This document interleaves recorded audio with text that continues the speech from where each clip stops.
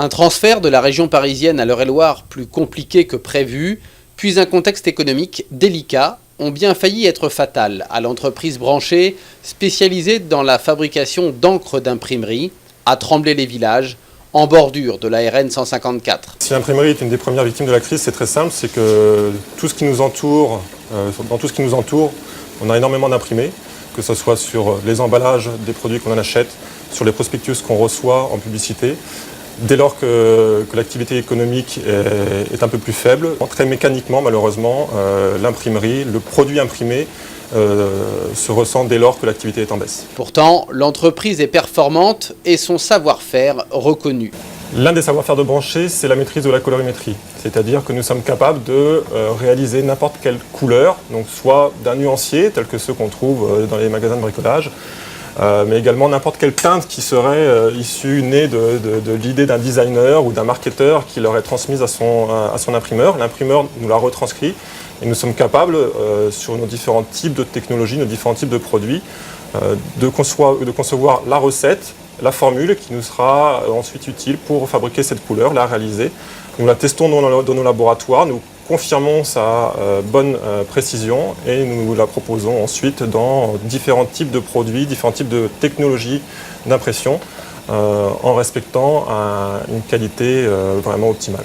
Mais la marche a d'un coup été trop haute. Branché voit se profiler la liquidation à la fin 2011, mais réussit finalement à sortir la tête de l'eau en juin 2012 grâce à des industriels chinois et par une concordance heureuse de situation. D'un côté, une entreprise en difficulté, la dernière en France dans son secteur d'activité.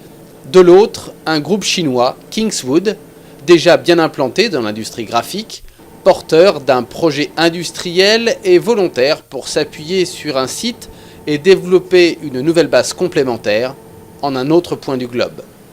Des Chinois à Tremblay-les-Villages, l'idée pouvait faire peur. C'est vrai que les a priori sont fortement ancrés en Europe, en France.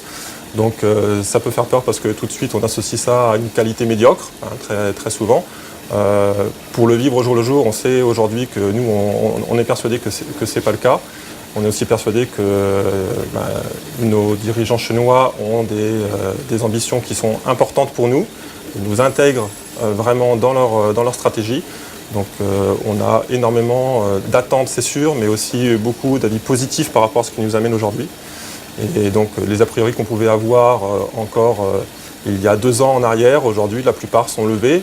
Le groupe Kingswood investit lourdement en Chine dans la construction d'un site de production ultra-moderne et automatisé. Mais la volonté du groupe chinois de pérenniser le site eurélien se mesure aussi dans ses actions. Au-delà de la reprise de l'entreprise, il y a réellement une phase d'investissement. Dès le départ, dès l'arrivée des nouveaux dirigeants, un investissement au niveau de la recherche et développement avec des nouveaux équipements, ce qui faisait honnêtement un petit peu défaut auparavant au laboratoire de R&D notamment. Donc très très rapidement, une phase d'investissement sur des nouveaux équipements vraiment ultra modernes pour faire des analyses plus pointues, plus poussées et être donc plus crédible aussi vis-à-vis de notre clientèle. Effectivement, les investissements auraient pu être faits en Chine, mais le choix de Kingswood et des investisseurs est de transformer Branché en la vitrine R&D aussi du groupe, si on veut appeler le groupe Branché et Kingswood.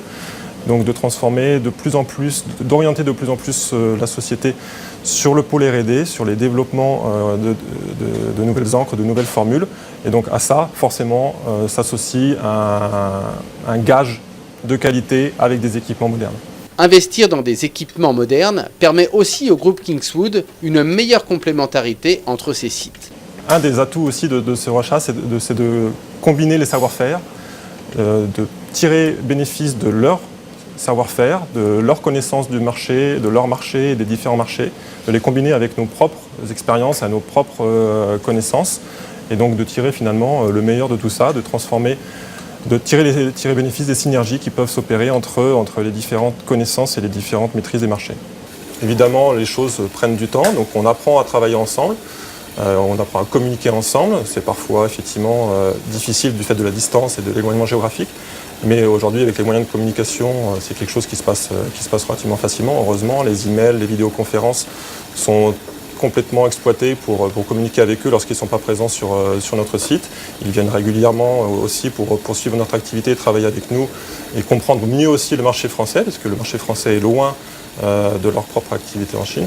Mais ce qui est sûr, c'est qu'aujourd'hui, ils démontrent totalement leur implication et leur volonté de faire réussir Branché et de relever la société aujourd'hui dans un contexte qui est difficile.